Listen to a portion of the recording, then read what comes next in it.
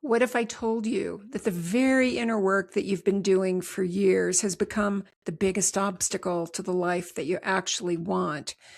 Not because the work was wrong, it helped you see the old patterns, but at some point, the seeker, the one who keeps investigating, clearing, understanding, processing, and working on it, can become the very last role keeping your 3D reality on repeat. Today, we're talking about the last trap. In this video, we're going deep into the identity trap. We explore why your reality really hasn't changed despite your efforts, and how you might be unconsciously clinging to a version of yourself that only knows how to process life rather than design it.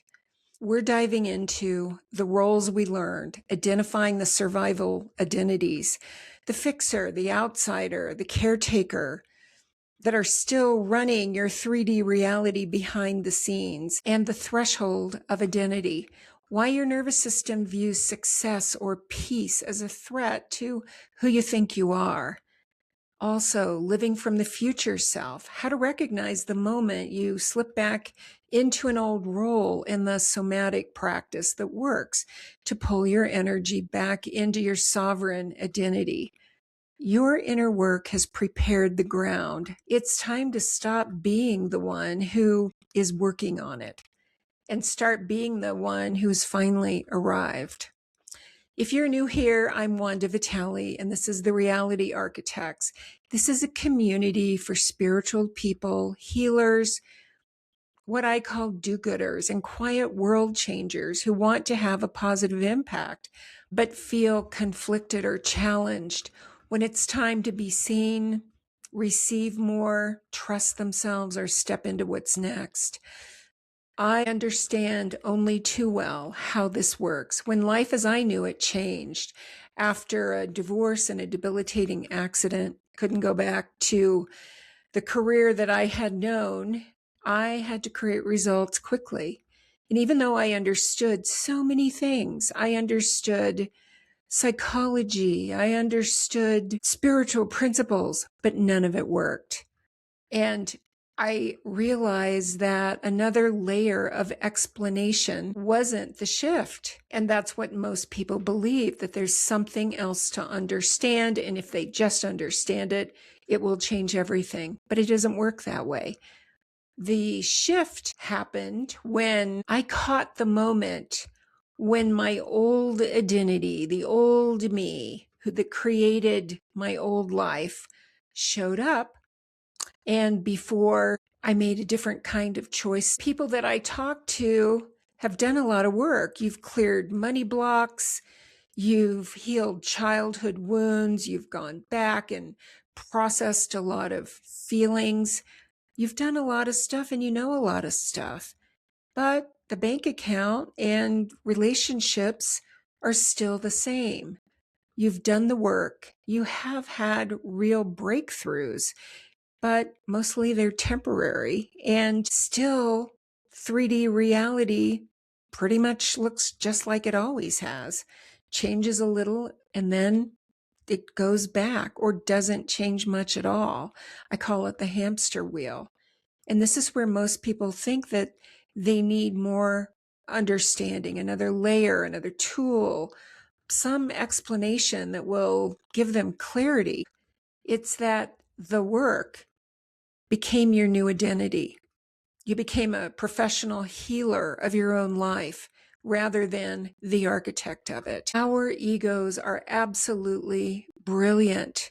And when our ego realizes it can't keep you in an old trauma, in an old storyline, then it creates a spiritual version of the same old role, or I call it, it creates the adult version of the role. And they're survival roles. And they look like the fixer. Fixers are always looking for the next thing to clear before they can even start anything. It could be the outsider. And I hear this a lot in the empath sensitive community. The outsider stays in the, well, I'm different, the alien or starseed, narrative to avoid the vulnerability of belonging. And it's actually to avoid the vulnerability of being abandoned again. Another survival role is the caretaker. I was a caretaker, processing the collective's energy so we don't have to face our own expansion, taking care of everybody else so that we don't have to face ourselves. And I know a lot of us resonate with the caretaker identity. We may want success. We may want an overflowing bank account. You may want a thriving coaching business, or you may be ready to make a real difference in the world and be more public. But success feels like a threat in your nervous system, in your body. Your nervous system equates safety with staying the same. It equates safety with those survival identities. So when you move toward peace, or even I've already arrived, I already have what I want, I'm making a difference, your nervous system triggers an alarm because it doesn't know who you are without a problem to solve. When we have had an entire lifetime of solving problems or being the one everybody goes to when there's a problem, or always being in the middle of some kind of drama or fear, then our nervous system says, oh no, I don't know who I am. And it feels like death. And that's why so many people just stay stuck in what I call the hamster wheel. There's a burning building and you've left it. And that burning building is the past. You know what you don't want. But you've set up tent in a lobby. You aren't in the fire, but you really want a different life. So in that lobby, you haven't actually walked out into the sun. So I want to give you a practice to shift you from, well, I'm working on it, I'm preparing, I'm getting ready, to I already have it now. I've already arrived. This practice is one that I use with clients to pull them out of the seeker role, the fixer, the caretaker, and to step into the future self and do it in real time. The pattern interrupt here is in you realizing the moment when you go into a story, or when you reach for a journal or some clearing tool as a way to avoid taking action. And for some of you, it could be blame. It's just what we do until we don't. How do we actually live from the future self? Well, the fixer reaches for one more thing to solve or manage or improve. The seeker reaches for one more insight or another video or another explanation. The outsider reaches for separation and says, I don't belong here. I'm too different. This world is just too much. Or some of the comments I've seen here, which is, I just need not to be around people. The caretaker reaches for everyone else's energy instead of their own expansion. Another survival identity is, I'll just handle it myself in order to stay in control. That's why we do it. This is what I used to do. I can't count on anybody, is the backstory. So I'll just do it myself. That familiar pull of these old identities is the signal that the old identity is about to choose again. It's about to make a decision about what comes next. But there's a threshold. That threshold is that moment of choice when you get to decide, old me, new me. It's where you reclaim your power. Without that choice, the same old survival identity keeps creating the same old 3D reality, the same old situations. The old role chooses quickly because it's familiar. You do it automatically. A lot of you don't even realize that you're doing it. You just go into a story or or you back down, or you get logical and practical. Oh, well, now is not a good time. These old survival identities are really good at disguising themselves as being adult, logical, and very practical, but they're not.